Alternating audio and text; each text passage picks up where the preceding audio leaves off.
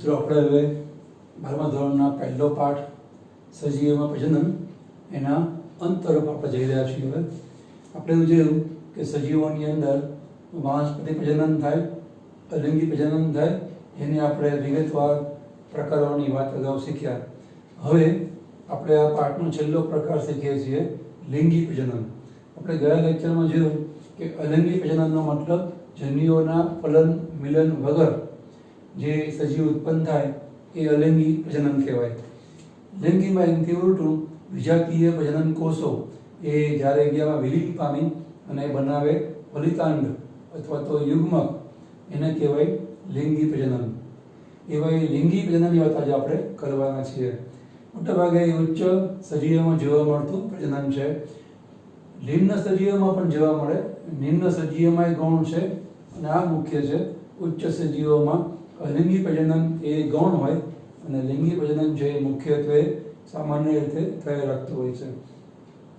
આખી એ લિંગી પ્રજનનની જે ઘટના છે, બે જન્યુ કોષો વિજાતીય જન્યુ કોષોના ફલિતથી બનતી જે ફલિતાંડની ઘટના એ નવો સજીવ બનાવે, એ આખી સમગ્ર પ્રક્રિયા સમજવા માટે આપણે આવા 3 ભાગમાં વહેંચીએ છીએ. એક તો પૂર્વ ફલન ઘટના, ફલન ઘટના અને પશ્ચ ફલન ઘટના. 3 આપણે તબક્કા પાડીએ છીએ: પૂર્વ ફલન તબક્કો, ફલન તબક્કો અને પશ્ચ ફલન તબક્કો. ફલન પહેલાનો, ફલન પછીનો અને ફલન તબક્કો. એના અંતે એક નવો સજીવ છે એ બને. તો સૌથી પહેલા આપણે લિંગી પ્રજનનની ઘટનાનો પહેલો તબક્કો જોઈ રહ્યા છીએ, પૂર્વ ફલન. ફલન કરતા પહેલા જે જન્યુ ઉત્પન્ન થવા, જન્યુ એકબીજાની પાસે આવવા, એ ઘટના એને કહેવાય પૂર્વ ફલન ઘટના. એ જન્યુઓ પાસે આવશે પછી એકબીજાને મળશે, એને કહેવાય ફલન. અહીંયા પહેલા આપણે પૂર્વ ફલન ઘટના છે એની અંદર જોઈએ કે કેવી રીતે ફલન માટે જરૂરી એ જન્યુઓ બનશે. જન્યુઓ બનવાની ક્રિયાને કહેવાય જન્યુજનન. અને જન્યુ બન્યા પછી નર માદા જન્યુઓ એકબીજાની પાસે નજીક આવશે, એ ઘટનાને કહેવાય જન્યુવહન. આ લિંગી પ્રજનન સંદર્ભમાં જે પ્રાણીઓ છે એની અંદર કે વનસ્પતિમાં આપણને એના જીવનકાળમાં જે કંઈ તબક્કાઓ જોવા મળે એના આપણે 3 ભાગ પાડીએ છીએ. સામાન્ય રીતે લિંગી પ્રજનનના સંદર્ભમાં જે સજીવનો જીવનકાળ છે એ આવા 3 ભાગમાં વહેંચાય. આપણને ખબર છે કે જ્યારે બાળ છોડ ઉત્પન્ન થાય તો એની અંદર તરત પુષ્પ ના ઉત્પન્ન થાય, થોડો પરિપક્વ બને પછી પુષ્પ ઉત્પન્ન થાય. ઉદાહરણ તરીકે આપણે જો આંબાની વાત કરીએ તો આંબો તો 4-5 વર્ષ પછી એની અંદર પુષ્પો ઉત્પન્ન થાય અને કેરીઓ આવે, જેને આપણે મોહર અથવા કોલ કહીએ છીએ. 4-5 વર્ષ સુધી એમાં કોઈ પુષ્પોદ્ભવ થાય જ નહીં. એમ આપણી વાત કરીએ તો જે બાળક જન્મે એ 12-14 વર્ષની ઉંમરે પુખ્ત બને, પછી લગ્ન વયે એ લગ્ન ગ્રંથિથી જોડાય, પછી બાળકો ઉત્પન્ન થાય. કોઈ પણ પ્રાણી સૃષ્ટિમાં પણ એ બચ્ચું જન્મે છે એ ભેગું પ્રજનન કરી અને નવી સંતતિ ઉત્પન્ન કરવા સક્ષમ ના હોય. તો આવી રીતે જીવનકાળનો આ તબક્કો કે જે તબક્કા દરમિયાન પ્રાણી હજુ પ્રજનનિક રીતે પુખ્ત નથી, એ ગાળાને કહેવાય જુવેનાઇલ તબક્કો.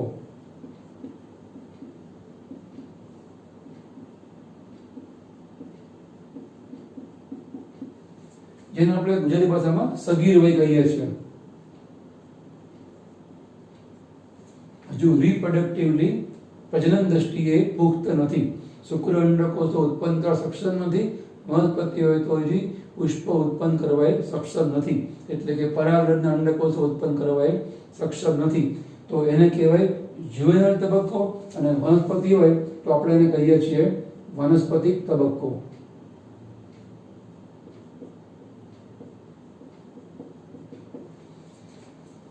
જન્મથી, એના માટે આપણે કહી શકીએ, જન્મથી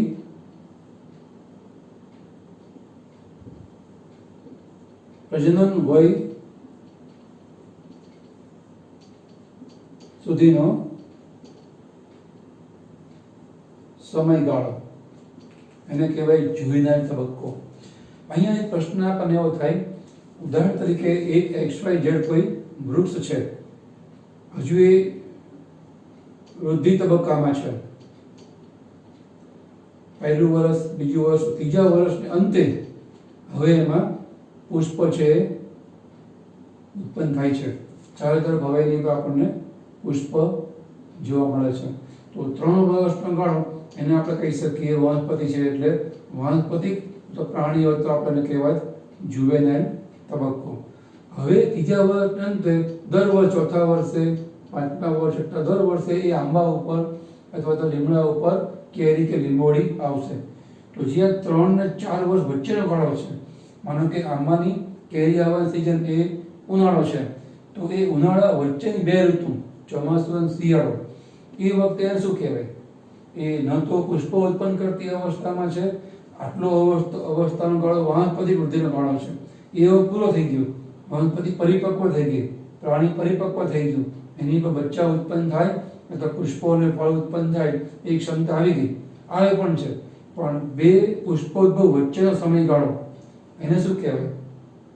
તો પ્રાણી હોય તો એ વચ્ચેનો ગાળો એને કહેવાય જુવેનાઇલ ગાળો, વનસ્પતિ હોય તો એને કહેવાય વાનસ્પતિક ગાળો. તો આપણને ખબર નહીં પડે કે આ અને આમાં શું ફેર. એટલે અહીંયા આપણે એને કહીએ છીએ પુનઃ પ્રાપ્તિ તબક્કો અથવા તો એને કહેવાય રિકવરી ફેઝ. તો એ ઘણી વખત ઘણા લોકો બોલતા હોય છે કે વનસ્પતિની જે 2 સિઝન આવે એની વચ્ચે વનસ્પતિમાં જે ફક્ત વનસ્પતિ વિકાસ ચાલતો હોય, લીમડા ઉપર, આંબા ઉપર ફક્ત સિઝન સિવાય મૂળ પ્રકારની પર્ણ જ હોય, તો એ વખતે વનસ્પતિ જુવેનાઇલ તબક્કામાં છે એમ કહેવાય. પણ એ શરૂઆતનો સમયગાળો એને આપણે કહીએ છીએ આવી રીતે જન્મથી પ્રજનન વય સુધીનો ગાળો એ જુવેનાઇલ કહીએ છીએ. તો એકવાર પ્રજનન ક્ષમતા આવી જાય અને પછી જ્યારે પુષ્પ ફળ આવીને ખરી પડે એ જે ગાળો છે ને એને આપણે કહીએ છીએ રિકવરી ફેઝ અથવા તો પુનઃ પ્રાપ્તિ તબક્કો. તો લિંગી પ્રજનનના સંદર્ભમાં પ્રાણીઓના જીવનકાળમાં આ પહેલો તબક્કો એને કહેવાય જુવેનાઇલ તબક્કો અથવા વાનસ્પતિક તબક્કો, જન્મથી પ્રજનન ક્ષમતા આવે ત્યાં સુધીનો ગાળો. પછી પ્રજનન ક્ષમતા જે આવે એ સમયગાળો એને કહેવાય પ્રજનનિક અવસ્થાનો ગાળો.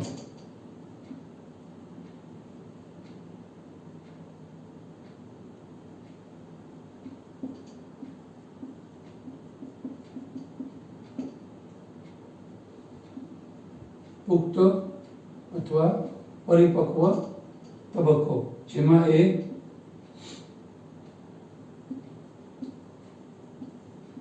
પ્રજનન ક્ષમતા ધરાવે છે એને કહેવાય પ્રજનનિક તબક્કો. અને અમુક ટાઈમ પછી વનસ્પતિની અંદર પુષ્પો અને ફળ આવતા બંધ થઈ જશે, ધીમે ધીમે ઘટશે, પછી બંધ થઈ જશે. પ્રાણીઓમાં પણ તેમની બચ્ચા ઉત્પન્ન કરવાની ક્ષમતા ધીમે ધીમે ઘટતી જાય. જેમ કે આપણી વાત કરીએ તો સ્ત્રીમાં મેનોપોઝ આવે એટલે કે માસિક સ્ત્રાવ અટકી જાય, અંડકોષોનું ઉત્પાદન અટકી જાય, એટલે કે એ વખતે એની ફળદ્રુપતા આવે પૂરી થઈ, હવે એ બચ્ચાનો જન્મ આપી શકે નહીં. તો એ ગાળાને કહેવાય પશ્ચ પ્રજનનિક ગાળો, પશ્ચ પ્રજનનિક ગાળો અથવા તેને કહેવાય વૃદ્ધત્વ તબક્કો, જેમાં એમની પ્રજનન ક્ષમતા જોવા નહીં મળે, એ ગેરહાજર હોય. તો કોઈ પણ પ્રાણીના જીવનમાં આવી રીતે આપણને 3 તબક્કા આપણને જોવા મળશે. આ તબક્કાને આપણે પશ્ચ પ્રજનનિક તબક્કાની સાપેક્ષે આ જુવેનાઇલને આપણે પૂર્વ પ્રજનનિક તબક્કો પણ કહી શકીએ. બરાબર. તો આ જીવનગાળામાં જે પ્રજનન તબક્કો છે એની આપણે અહીંયા વિવિધ તબક્કાની વાત છે કરી રહ્યા છીએ. એની અંદર ફલન પહેલા, ફલન દરમિયાન અને ફલન પછી જે કઈ પ્રક્રિયાઓ થાય એને આપણે સમજવા માટે પ્રયત્ન કરીએ છીએ. તેમાં પહેલા જોઈએ આપણે ફલન પહેલા જે ઘટનાઓ બને, પૂર્વ ફલન ઘટના, એટલે કે ફલન માટે જરૂરી જનન કોષો, નર માદા જનન કોષો કેવી રીતે બને છે એને કહેવાય જન્યુજનન, અને પછી એ જન્યુઓ પાસે કેવી રીતે આવે છે એને કહેવાય જન્યુવહન. પહેલા તો જોઈએ પૂર્વ ફલન ઘટનાનો ઉપ તબક્કો પહેલો, જન્યુજનન તબક્કો.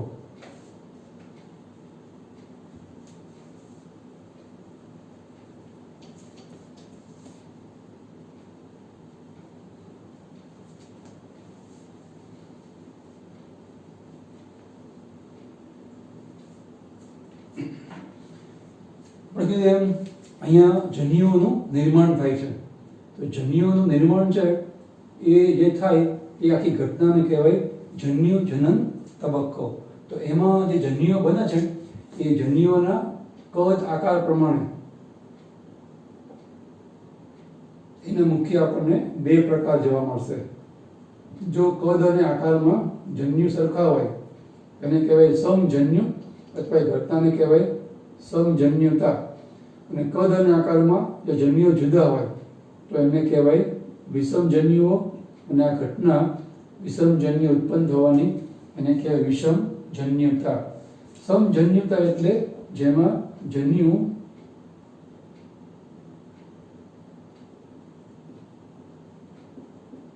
કદ અને આકારમાં જો સરખા હોય, સમજન્યુતા કહેવાય. કદ અને આકારમાં જો જુદા હોય તો એને કહેવાય વિષમજન્યુ. જેમ કે ઉદાહરણ તરીકે આપણને જે લીલની વાત કરીએ તો જે યુરોથ્રિક્સ નામની લીલ છે અથવા તો એક કોષી લીલ ક્લેમિડોમોનાસ, એમાં જોવા મળશે સમજન્યુતા. એટલે કે એની અંદર જન્યુઓ બંને સરખા હોય. એકચ્યુઅલી આમાં એક નર જન્યુ છે અને એક માદા જન્યુ છે, પણ કદ અને આકારમાં સરખા છે. આપણને ખ્યાલ નહીં આમાં કયો નર જન્યુ કયો માદા જન્યુ. બધાને કહેવાય સમજન્યુતા. એવી રીતે ફૂગની વાત કરીએ તો ફૂગની અંદર રાઇઝોપસ, બીજી એક ફૂગ છે સિન્સિટ્રિયમ.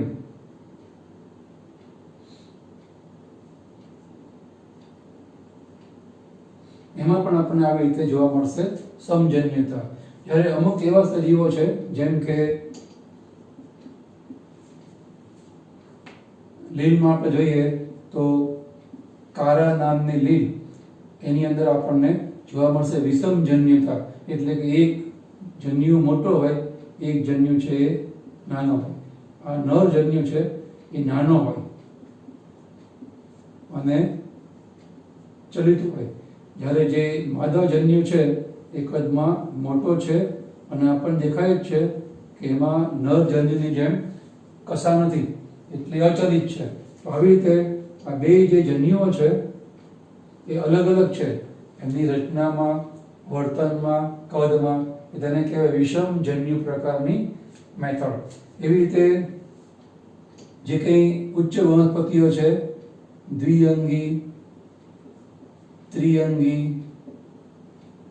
અનાવૃત બીજધારી, એવી રીતે આવૃત બીજધારી, આ બધી વનસ્પતિઓમાં પણ આપણને નર અને માદા જન્યુઓ કદ અને આકાર જુદા જોવા મળશે. એટલે કે આ બધી વનસ્પતિઓ પણ દર્શાવે છે વિષમજન્યુતા. એમ જે ઉચ્ચ પ્રાણીઓ છે એ આપણને ખબર છે કે અંડકોષ અને ચલિત એવો શુક્રકોષ ઉત્પન્ન કરે છે. આ માદા કોષ અને નર પ્રજનન કોષ, તો એને કહેવાય વિષમજન્યુતા. આ જે અંડકોષ અને શુક્રકોષો ઉત્પન્ન થવા એને અંડજન્યુક અથવા અંડજન્યુતા પણ કહેવામાં આવે છે. અંડજન્યુતામાં પણ અંડકોષ અને શુક્રકોષ કદ આકારમાં વર્તનમાં અલગ અલગ છે, એટલે આવશે તો આ જ પ્રકારની અંદર વિષમજન્યુતામાં છે. આવી રીતે જે જન્યુ ઉત્પન્ન થાય એ આવા મુખ્યત્વે બે પ્રકારના અલગ અલગ સજીવોમાં ઉત્પન્ન થાય. કદ આકારમાં સરખા પણ હોય, કદ આકારમાં જુદા પણ હોય. જેવી પ્રકારની ભૌગોલિક જનીનિક શરીરની વ્યવસ્થા એ પ્રમાણે આપણને સમ કે વિષમજન્યુતા જોવા મળશે.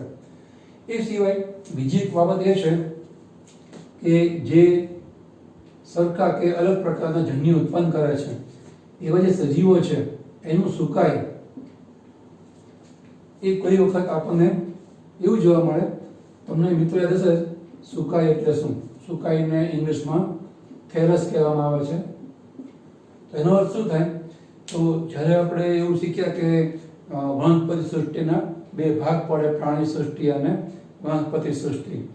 તો જે પ્રાણી સૃષ્ટિ નહીં પણ વનસ્પતિ સૃષ્ટિની બે ઉપસૃષ્ટિ, સપુષ્પી અને અપુષ્પી. જે અપુષ્પી છે એના એકાંગી, દ્વિઅંગી, ત્રિઅંગી એવા 3 વિભાગ પડે અને એકાંગીમાં સાઇઝોફાઇટા, લીલ, ફૂગ અને લાઇકેન એવા 4 ઉપવિભાગ પડે. તો તો એની અંદર આપણે જોયું કે જે એકાંગી છે એની અંદર આપણને મૂળ પ્રકાર પર્ણ જોવા નહીં મળે. દ્વિઅંગીમાં પ્રકારને પર્ણ હોય, મૂળના બદલે મૂલાંગો હોય. ત્રિઅંગીની અંદર મૂળ પ્રકાર પર્ણ બધી વસ્તુ જોવા મળે. સપુષ્પી અંદર પછી મૂળ પ્રકાર પર્ણ, સપુષ્પી છે એટલે પુષ્પ જોવા મળે, પુષ્પ હોય લગભગ ફળ અને બીજ પણ જોવા મળે. તો એવી રીતે જે વનસ્પતિમાં મૂળ પ્રકાર પર્ણ એવા અંગોમાં આપણે એનું શરીર છે એને ભિન્નન કરી શકીએ નહીં, વહેંચી શકીએ નહીં. જેમ કે લીલનું પાણી પડ હોય તો એમાં હવે એ છે વનસ્પતિ, તો આપણે એ જે લીલનું પડ છે એમાં આપણે એને મૂળ કહીશું, પ્રકાંડ કહીશું કે પર્ણ કહીશું? એ એવું કહેવાય જ નહીં, કારણ કે મૂળ પ્રકાંડ પર્ણની વ્યાખ્યામાં એ ભાગ આવતો જ નથી. તો એ વખતે આપણે એને કહેવું શું? તો જે એકાંગીઓ છે લીલ કે ફૂગ, એના શરીરને આપણે મૂળ પ્રકાંડ પર્ણમાં વહેંચતા નથી, એના આખા શરીરને આપણે કહીએ છીએ સુકાય. તો સુકાય એટલે સજીવનું એવું શરીર કે જેને આપણે વિવિધ અંગોમાં વહેંચી શકતા નથી. તો અહીંયા આપણે વાત કરતા હતા કે જે સુકાય છે એ કોઈ એવું હોય વનસ્પતિનું કે જેની અંદરથી બંને નર અને માદા જન્ય ઉત્પન્ન થાય. તો એવા પ્રકારના સુકાયને કહેવાય સમસુકાયક જન્યુતા. એટલે કે એક જ સુકાઈમાંથી નર માદા જનનકોષો ઉત્પન્ન થાય છે, એને કહેવાય સમસુકાયક જન્યુતા. અને એનાથી ઉલટું જો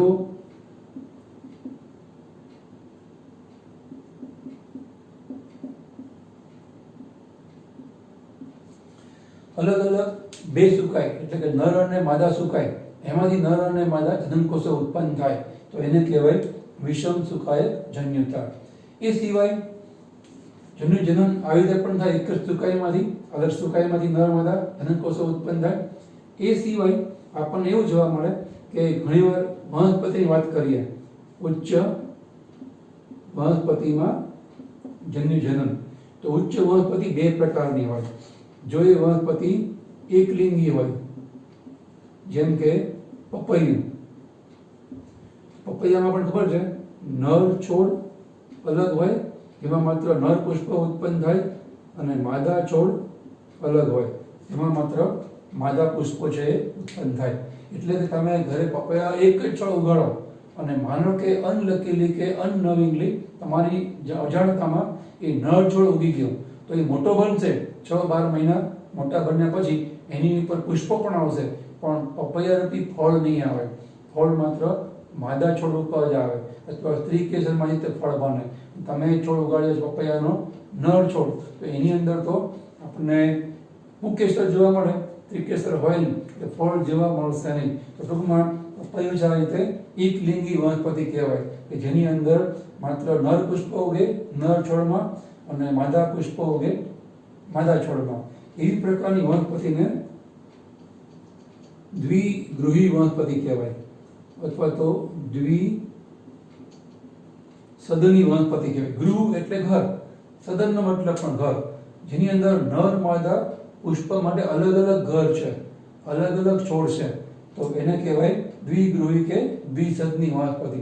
યાદ રાખવાનું, મોટા ભાગે એકલિંગી વનસ્પતિ દ્વિસદની હોય, એનાથી ઉલટું દ્વિલિંગી વનસ્પતિ એક સદની હોય. જેમ કે દ્વિલિંગીને આપણે જાણીએ છીએ કે ઉભયલિંગી પણ કહી શકાય.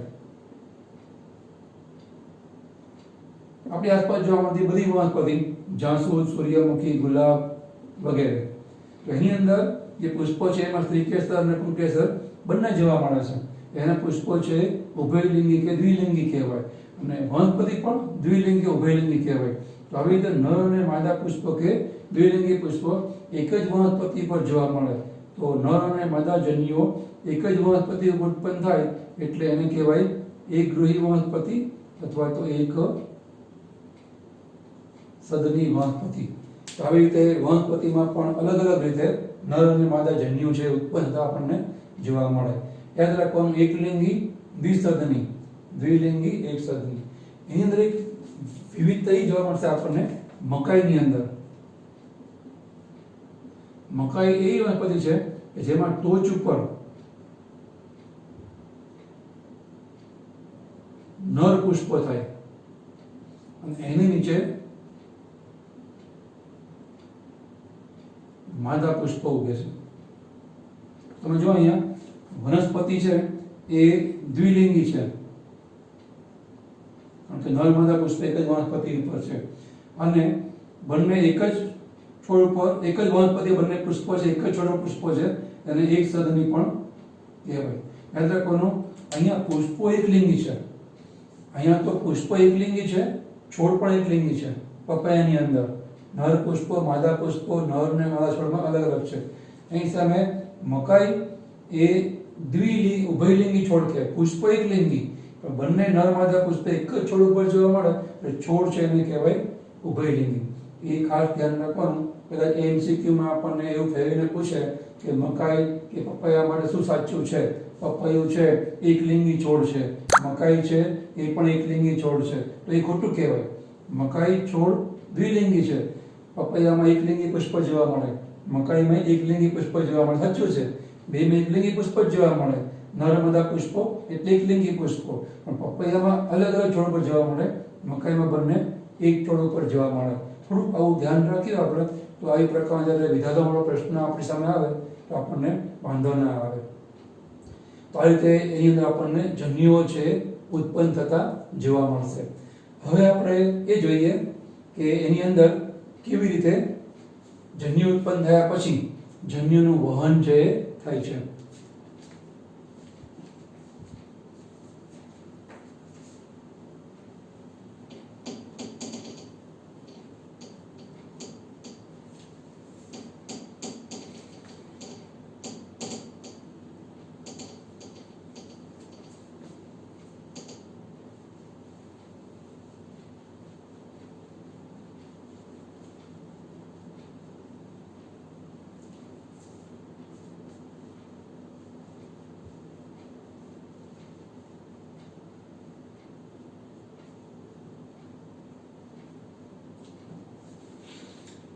જન્યુ જનન થયા પછી એવો બીજો મુદ્દો આવશે ફલન પહેલાનું પૂર્વ ફલન છે જન્યુનું વહન. તો મોટાભાગે જો પ્રાણી હોય તો એમાં પાણીના માધ્યમથી જે નર જન્યુ છે એ પ્રચલન કરી અને માદા જન્યુ સુધી પહોંચશે. જે નિમ્ન પ્રાણીઓ છે, નિમ્ન પ્રાણી શું છે તો પાણીમાં જ થાય છે. જે નર જન્યુઓ છે પાણીના માધ્યમથી પ્રચલન કરી અને માદા જન્યુ સુધી પહોંચશે અને પછી એનું ફલન કરશે. પણ જે પ્રાણી ઉચ્ચ પ્રકારના છે, જે સ્થળચર છે, પાણીમાં નથી, તો એમના શરીરમાં પાણી હોય, એટલે કે પાણીનું શ્લેષ્મીય ચીકણા પ્રવાહીનું માધ્યમ હોય. જેમ કે આપણી વાત કરીએ તો વીર્ય, યોનિ માર્ગમાંથી સ્ત્રવતો ચિકાસયુક્ત સ્ત્રાવ, એવા ચીકણા પાણીમાં કે પ્રવાહી માધ્યમની મદદથી શુક્ર અંડકોષ છે પ્રચલન કરે છે. ખાસ તો શુક્રકોષ પ્રચલન કરે છે અને અંડકોષ સુધી પહોંચે છે. ટૂંકમાં પાણીમાં થાય પ્રાણીઓ પાણીનો ઉપયોગ કરશે, સ્થળચર પ્રાણીઓ પણ એમનામાં રહેલા ચીકણા સ્ત્રાવ રૂપી પ્રવાહીનો ઉપયોગ કરશે. ટૂંકમાં પાણી અથવા તો પ્રવાહી માધ્યમની મદદથી નર જન્યુઓ કે નર પ્રજનન કોષો એ માદા જન્યુ એટલે કે માદા પ્રજનન કોષ સુધી પહોંચશે. જ્યારે વનસ્પતિની વાત કરીએ તો એની અંદર નર જન્યુ તરીકે મોટા ભાગે પરાગરજ જોવા મળે અને માદા જન્યુ તરીકે મોટા ભાગે અંડકોષ છે જોવા મળે. આ બંને અચલિત છે. પ્રાણીમાં તો જે નર જન્યુ છે, ઉદાહરણ તરીકે શુક્રકોષ એ પૂંછડીવાળો ચલિત છે, અંડકોષ જળદીયુક્ત એ મોટા કદનો અચલિત છે. તો પ્રવાહી માધ્યમથી શુક્રકોષ અંડકોષ તરફ ગતિ કરે, અથવા તો એ નરજન્યુમાં આવી કશા હોય એના દ્વારા પ્રચલન કરી અને માદાજન્યુ સુધી એ પહોંચશે. પણ વનસ્પતિમાં તો આપણને ખબર છે કે પરાગરજ છે અચલિત છે, સામે સ્ત્રી કેસરમાં રહેલું અંડકોષ પણ અચલિત છે. તો એ પરાગરજ અંડકોષ સુધી કેવી રીતે પહોંચે? તો કુદરત એના માટે વ્યવસ્થા આપી છે. પરાગરજના વિવિધ વાહકો એ અંડકોષ સુધી પરાગરજને પહોંચાડે, એને કહેવાય પરાગવાહકો. તો આવી રીતે પરાગવાહકોની મદદથી પરાગરજ અંડકોષ સુધી પહોંચે એ ઘટનાને કહેવાય પરાગનયનની ઘટના. પરાગરજનું સ્ત્રીકેસર ઉપર સ્થાપિત થવું કે જેમાં અંડકોષ છે તો એને કહેવાય પરાગનયન, જે વિવિધ પરાગવાહકો કરે. એ પરાગવાહકો છે એ બે પ્રકારના હોય, જૈવ પરાગવાહકો અને અજૈવ પરાગવાહકો. અજૈવ મતલબ પાણી. જે જલજ વનસ્પતિ છે એના અંદર પાણીમાં થાય છે, તો પાણીની માધ્યમથી પરાગરજ એ અંડકોષ સુધી પહોંચશે. અથવા તો પવન, મોટાભાગની વનસ્પતિઓના પુષ્પોની પરાગરજ પવનથી એ માદા પુષ્પ સુધી પહોંચે છે, ત્રિકેસર કે અંડકોષ સુધી પહોંચે છે. તો પવન ને પાણી અજૈવ માધ્યમ કહેવાય, અજૈવ પરાગવાહકો કહેવાય. એની સામે આપણને ખબર છે જે પતંગિયાઓ છે એ પણ પુષ્પનું પરાગણ કરી આપે છે, એ જૈવ માધ્યમમાં આવે. પતંગિયા મતલબ પતંગિયા અને સિવાયના પતંગિયા જેવા ઘણા બધા એ રીતે કીટક વર્ગમાં આવતા પ્રાણીઓ. તો કીટકો એ જૈવ માધ્યમ કહેવાય, જૈવ પરાગવાહક કહેવાય. એ સિવાય અન્ય કેટલાક પ્રાણીઓ જેમ કે ત્વચાદાર ખિસકોલી છે, અમુક ગાર્ડન લિઝાર્ડ, ગેઇકો લિઝાર્ડ છે, એ બધા પ્રાણીઓ અને ઘણીવાર અમુક પક્ષીઓ એ પણ પરાગને, લાંબી ચાંચવાળા પક્ષીઓ હોય એ પણ જૈવ પરાગવાહક તરીકે વર્તે છે. એ પુષ્પમાં જે જીવડા ઉત્પન્ન થાય ને એને ખાવા માટે પુષ્પની મુલાકાત લે છે, પણ ટૂંકમાં એ વખતે પરાગરજની પણ આપણે એમની અજાણતામાં કરી નાખે છે. તો એ બધા પરાગવાહકો આવી રીતે જૈવ અજૈવ માધ્યમ બે પ્રકારમાં વહેંચે છે. એવી રીતે પરાગવાહક દ્વારા જે પરાગરજ અંડકોષ સુધી પહોંચે છે એને પરાગનયન કહેવાય. એના પણ બે પ્રકાર છે. એક તો સ્વપરાગનયન અને બીજું પરપરાગનયન. આપણને ખ્યાલ છે સ્વપરાગનયનનો મતલબ થાય એક જ વનસ્પતિના પુષ્પો વચ્ચે પરાગરજની આપ-લે થાય, અને પરપરાગનયનનો મતલબ થાય એક જ જાતની પણ બે ભિન્ન વનસ્પતિ વચ્ચેના પુષ્પોની પરાગરજની આપ-લે. ભિન્ન જાતિ નહીં ચાલે, ભિન્ન છોડ એક જ જાતિના એને કહેવાય પરપરાગનયન, અને એક જ છોડમાં પુષ્પની અંદર પરાગરજની આપ-લે થાય એને કહેવાય સ્વપરાગનયન. એના વિશે આપણે વધારે વાતો આગળ બીજા પ્રકરણમાં શીખીશું, પણ ટૂંકમાં જન્યુઓ વનસ્પતિમાં આવી રીતે વહન પામે. પ્રાણીઓમાં મોટાભાગે પ્રવાહી માધ્યમથી એ વહન પામતા હોય છે. તો આપણે આ પહેલી વાત શીખ્યા કે ફલન પહેલા જે પૂર્વ ફલન ઘટના છે એમાં કેવી રીતે જન્યુ જનન થાય અને કેવી રીતે જન્યુનું વહન થાય. જેવું નરજન્યુ માદા જન્યુ નજીક પહોંચે એ ભેગું જ હવે નરજન્યુ માદા જન્યુમાં વિલીન થશે, જે ઘટનાને કહેવાય ફલનની ઘટના.